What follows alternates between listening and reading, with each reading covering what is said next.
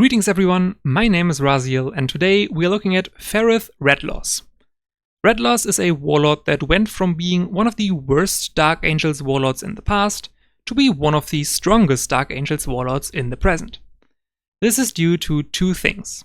For one, he got a purple card that gives all Dark Angels troops in your hand 2 bonus points in attack when you play it, and the Forbidden Secret card got buffed quite a lot, now costing 0 energy as well as having a much lower quest requirement.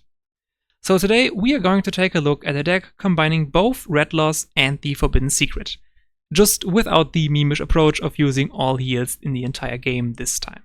This is the list. For the most part, this is a Dreadwing focused midrange deck that aims to complete the Forbidden Secret along the way. In case you're not familiar with the card, Forbidden Secret is essentially the first mission card in the entire game. It gives your warlord a quest they need to complete before rewarding you with the Secret of War, a special card that can provide one of many powerful buffs when played. To do this, we are focusing on one quest in particular, playing 3 troops with an attack stat of 6 or higher. And if you remember, Redloss has a purple card that gives all Dark Angels troops in your hand 2 attack. This leads to basically any 4 attack troop now suddenly counting towards your quest, allowing for some very early Secrets of War. As mentioned, the focus of this deck is on the Dreadwing, only using Raziel as the lone Deathwing and Onyx Saber and the Speeder as our Ravenwing troops. Raziel as a lone Deathwing means that the card Brothers in Arms will always be able to draw Raziel whenever you choose Deathwing, effectively allowing us to run 3 copies of Raziel in our deck. Onyx Saber has inherent synergy with the Dreadwing troops, making it a perfect addition to the deck as well. The Speeder is a natural flanker with 4 attack for 3 energy, which combines quest progression with taking out big enemy troops for low energy, 2 things that this deck really appreciates. Generally, our early game is spent setting up our hand to make Redloss's purple card basically complete the quest of Forbidden Secret on its own. Do be mindful to not use it unless you have 3 valid troops for this in your hand at least, meaning 3 troops with 4 or more attack. As for support, Urban Warfare is our anti-stealth of choice, as it provides us with more ways to draw into our Dark Angels troops to set up a combo with our purple card, and Eschaton as our AoE allows us to occasionally play more troops in a single turn. Factory Overdrive once again serves as draw power primarily, but can be used on the 6 energy turn to ramp, allowing us to regain board control the next turn by using our Invincible Reason. Overall, this is a very potent strategy that has historically had lots of success in High Terra and even top 50. Needless to say, if you are looking for a strong Dark Angels deck for the Forbidden Secret, this strategy should definitely be on your radar. That concludes the quick breakdown of the deck. I have also written down an analysis in the Google Doc containing the deck paste that is linked in the description. That was it from me. Enjoy the games.